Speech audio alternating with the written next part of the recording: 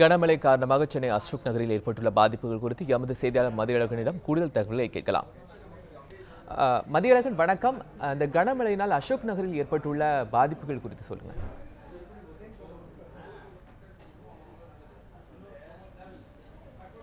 அதாவது கடந்த சில தினங்களாக ஓய்ந்திருந்த வடகிழக்கு பருவமழை நேற்று நள்ளிரவு முதல் தொடர்ந்து பெய்து வருகிறது. அதாவது அவ்வப்போது தொடர்ந்து சாரல் மழையாக பெய்து வருந்த கனமழை இன்று நள்ளிரவு முதலே தற்போது வரையும் கனமழையாக பெய்து வருகிறது. இதன் காரணமாக பல்வேறு பகுதிகளில் சாலைகளில் மழைநீர் பெருக்கெடுத்து ஓடுகிறது. குறிப்பாக பவர் ஹவுஸிலிருந்து அசோக் பில்லர் செல்லக்கூடிய அந்த சாலை, சாமியார் மடம் சாலையாகட்டும், அந்த சாலையின் இரு புறங்களிலும் மழைநீர் அதிக அளவில் தேங்கி இருக்கிறது.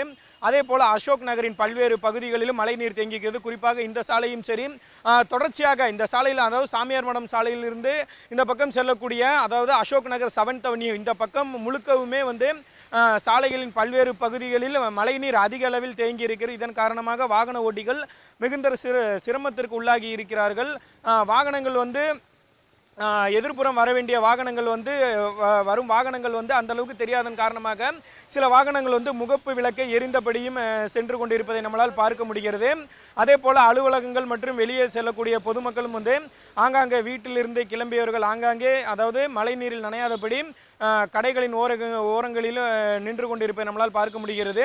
அது மட்டும் இல்லாமல் மழை நீர் அதிக அளவில் இருப்பதால் சில வாகனங்கள் அங்கேயே பழுதடைந்து நின்று அந்த வாகன ஓட்டிகள் மிகுந்த சிரமத்திற்கு உள்ளாகுவதை நம்மளால் பார்க்க முடிகிறது. கோபால், மதியழகன், இந்த மழைநீரை அகற்றுவதற்காக மாநகராட்சி ஏதேனும் நடவடிக்கை எடுத்திருக்கா?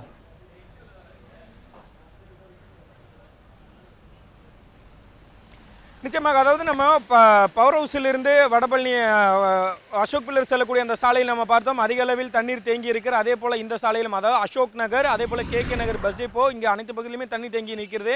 நாம் வரும் வழியில் பார்த்த வரைக்கும் எந்த ஊழியர்களும் அதற்கான பணியில் ஈடுபட்டதாக நமக்கு தெரியவில்லை. தண்ணீர் அதிக அளவில் இருக்கிறது, தண்ணீர் வடிவதற்கு வசதி இல்லை, அதன் காரணமாக தான் தண்ணீர் இந்த அளவு நிற்கிறது என்று நாம் பேசும்போது சில இந்த பகுதியில் இருக்கக்கூடிய மக்கள் நம்மிடம் தெரிவித்தார்கள். நாம் வரும் வழியில் பார்த்த வரைக்கும் தண்ணீர் அதிகமாக இருந்தாலும் அதை அகற்றுவதற்கு அதிகாரிகள் யாரும் உடனடியாக பணியில் எதுவும் இறங்கியதாக இப்போதைக்கு வரை தகவல் இல்லை. கோபால், மதியழகன், இந்த மழை தொடர்மழை காரணமாக நேற்றுக்கு ஓய்ந்திருந்தது, தொடர்ந்து இப்போ பெய்ததுனால போக்குவரத்தில் ஏதேனும் பிரச்சனைகள் இருக்கிறதா?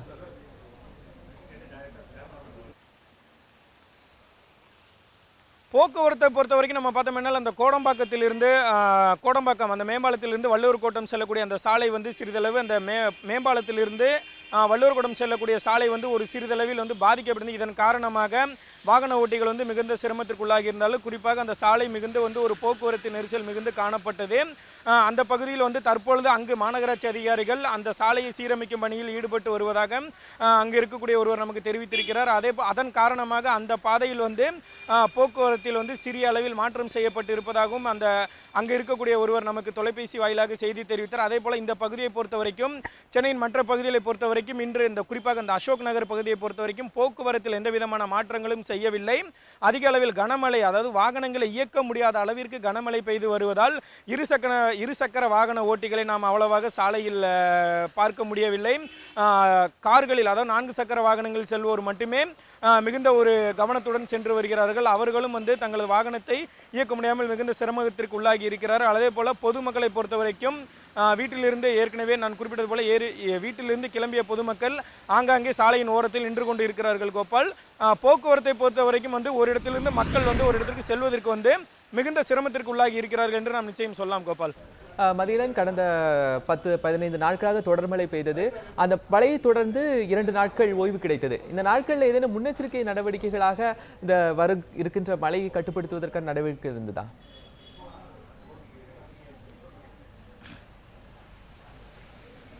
நிச்சயமாக இது தொடர்பான கேள்விகளை செய்தியாளர்கள் சந்திப்பின் போது சென்னை மாநகராட்சி அலுவலகத்தில் தொடர்ந்து அந்த மழை சமயத்தில் தொடர்ந்து அமைச்சர்களும் அதிகாரிகளும் பத்திரிகையாளர்களை சந்தித்து என்ன மாதிரியான மீட்பு பணிகள் மேற்கொள்ளப்பட்டு வருகிறது, என்ன மாதிரியான மீட்பு பணிகள் மேற்கொள்ளப்பட்டது என்பதை போன்ற தகவல்களை நமக்கு உடனடியாக அளித்து வந்தார்கள். அவ்வப்போது நம்ம அவர்களிடம் இந்த மாதிரி சில இடங்களில் தண்ணீர் தேங்கி இருப்பதாக புகார் வந்திருக்கு, அது தொடர்பான என்ன நடவடிக்கைகள் எடுத்திருந்தீர்கள் நம்ம கேட்டிருந்தோம்.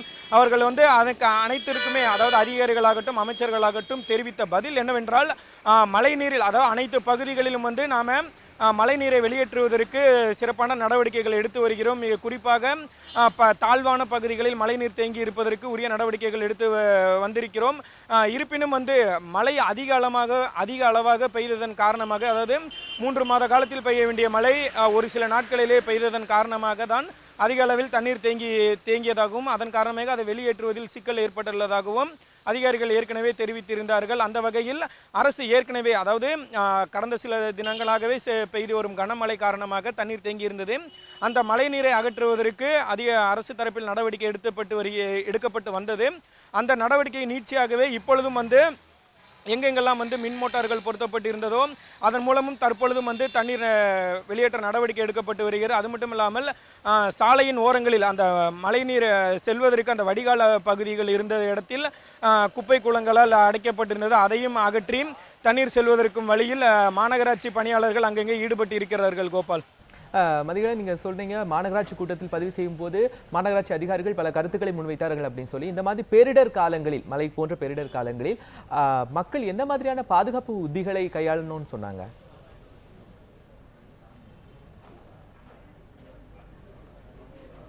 பாதுகாப்பு உத்திகளை பொறுத்த வரைக்கும் இது தொடர்பாக ஒரு கேள்வியை கூட நம்ம அமைச்சர் வளர்மதியிடம் முன்வைத்திருந்தோம். என்னவென்றால், இந்த மழை காலத்தில் அரசு தரப்பில் பல்வேறு நடவடிக்கைகள் எடுக்கப்பட்டாலும் மக்களுக்கு நீங்கள் என்ன அறிவுரை கூற விரும்புகிறீர்கள் என்று நமக்கு அதுக்கு அவர்கள் சொன்னது என்னவென்றால், மக்கள் பல பிரச்சனைகளை விட்டுட்டு முதலில் அவர்கள் பாதுகாப்பாக இருக்க வேண்டும். வீடுகளை விட்டு அவர்கள் பொதுவாக தேவையில்லாமல் வீடுகளை விட்டு வெளியே செல்லக்கூடாது. அதே போல அரசை பொறுத்த வரைக்கும் சில இடங்களில் அதிக மழை பெய்யும் இடங்களில் அரசு தரப்பில் உடனடியாக அந்த இடங்களில் மின்சாரம் முன்னெச்சரிக்கை நடவடிக்கையாக மின்சாரம் துண்டிக்கப்படுகிறது. அது மட்டுமல்லாமல் மிகுந்த தாழ்வான பகுதியில் இருக்கக்கூடிய மக்கள் வீட்டை விட்டு, அதாவது முகாம்களிலும் தங்க வைக்கப்படுகிறார்கள். அவர்கள் உடனடியாக வெளியேற்றப்படுகிறார்கள். அது மட்டும் இல்லாமல் மக்கள் யாரும் தேவையில்லாமல் வெளியே செல்ல வேண்டாம் எனவும் அறிவுறுத்தப்பட்டு இருக்கிறது. அதே போல சாலையில் நடந்து செல்லும் பொழுது மிகுந்த கவனத்துடன் செல்ல வேண்டும் என தெரிவிக்கப்படுகிறது. ஏனென்றால் சாலைகள் எந்த இடத்தில் எப்படி இருக்கும் என்பது நமக்கு தெரியாது. அதன் காரணமாக சாலையில் செல்வதற்கு மிகுந்த பாதுகாப்பாக இருக்க வேண்டும் எனவும் அரசு தரப்பில் தெரிவிக்கப்பட்டு இருக்கிறது. அதே போல இந்த மழை காரணமாக மின்கம்பங்கள் அரிந்து விழுந்து இந்த உயிரிழப்பு என்பது நம்ம நேற்று கூட பார்த்தோம். அதே போல கடந்த ஞாயிற்றுக்கிழமையும் வேளச்சேரியில் 2 பேர் உயிரிழந்தார்கள். இதன் காரணமாக இது தொடர்பான உயிரிழப்புகளும் மழை காரணமாகவே அதிகமாக இருக்கிறது. அதை தடுப்பதற்கும் அரசு சார்பில் முன்னெச்சரிக்கை நடவடிக்கையாக சில இடங்களில் மின்சாரம் துண்டிக்கப்படுகிறது. குறிப்பாக இந்த சைதாப்பேட்டையில் இருக்கக்கூடிய அந்த கூவம் ஆற்றில் கரையோரங்களில் பொதுமக்கள் அந்த கூவமாற்றில் அதிக அளவில் தண்ணீர் ஓடுகிறது. அந்த பெருக்கெடுத்து ஓடும் தண்ணீரை பார்ப்பதற்கு பொதுமக்களுக்கு தடை விதிக்கப்பட்டு இருக்கிறது. ஏனென்றால் இந்த மழை காலத்தை பொறுத்த வரைக்கும் மழை காரணமாக உயிரிழந்தவர்களை விட இது போன்ற வெள்ள பாதிப்பு பகுதிகளை பார்வையிட, அதாவது ஒரு வேடிக்கை பார்க்க சென்று உயிரிழந்தவர்களின் எண்ணிக்கை தான் அதிகமாக இருக்கிறது. குறிப்பாக கேக நகரைச் சேர்ந்த ஒரு சிறுவன் கூட கடந்த வாரத்தில் வெள்ள நீரை பார்க்க சென்ற போது உயிரிழந்திருந்தான். இதுபோல பல்வேறு சம்பவங்கள் நடப்பதை ஒட்டி அந்த பகுதியில் மக்கள் யாரும் நின்று வேடிக்கை பார்க்கக்கூடாது எனவும் அரசு தரப்பில் தெரிவிக்கப்பட்டிருக்கிறது. குறிப்பாக பொதுமக்கள் தங்களை தாங்களே பாதுகாத்துக் கொள்வதில் ஒரு கவனத்துடன் இருக்க வேண்டும் என அரசு தரப்பில் தெரிவிக்கப்பட்டிருக்கிறது. கோபால், மதியம் இப்போ சென்னை கேகே நகர்ல இருக்கிறீங்க. சென்னையில் வேறு எந்தெந்த பழங்கள் எல்லாம் பெருமழை பெய்து தண்ணீர் தேங்கி நிற்கிறது? குறிப்பாக மழை நீரை பொறுத்த வரைக்கும் தற்போது நம்ம அசோக் நகரில் இருக்கிறோம். அந்த அசோக் நகரில் என்ன நிலைமை அப்படின்னு நம்ம நேரலையிலே பார்த்தோம். அது மட்டும் இல்லாமல் கேகே நகர் பஸ் டேப்போ அங்கேயும் தண்ணி இருக்கிறது. குறிப்பாக இந்த மழையை பொறுத்த வரைக்கும் கனமழை நேற்று நள்ளிரவு முதல் இருந்த கனமழை பெய்து இதன் காரணமாக பல்வேறு தாழ்வான பகுதிகளில் மழைநீர் தேங்கி இருக்கிறது. திருவல்லிக்கேணி பகுதிகளில் மழைநீர் நிற்பதாக ஒரு தகவல் வந்திருக்கிறது. அதே போல் மத்திய கைலாஷ் பகுதியில் ஒரு சாலையிலேயே பள்ளமே ஏற்பட்டு இருந்தது. அதன் காரணமாகவும் அங்கு போக்குவரத்து பாதிக்கப்பட்டு இருக்கிறது. இது போன்ற தாழ்வான பகுதிகள் நம்ம அதே மாதிரி சூளைமேடு அந்த பகுதிகளில் மழைநீர் தேங்கி இருக்கிறது. கோடம்பாக்கம் அந்த பகுதியில் மழைநீர் தேங்கி இருக்கிறதை நம்ம பார்க்கிறோம். இது போன்ற தாழ்வான பகுதிகளில் எங்கெங்கெல்லாம், அதாவது தாழ்வான பகுதிகளில் அதே போல் வள்ளுவர் கோட்டம் அந்த சாலையிலும் சரி மழைநீர் அதிக அளவில் தேங்கி இருக்கிறது. கோபால், தாழ்வான பகுதிகள் இது போன்ற பகுதிகள் தான் அதிக அளவில் மழைநீர் தேங்கி இருக்கிறது.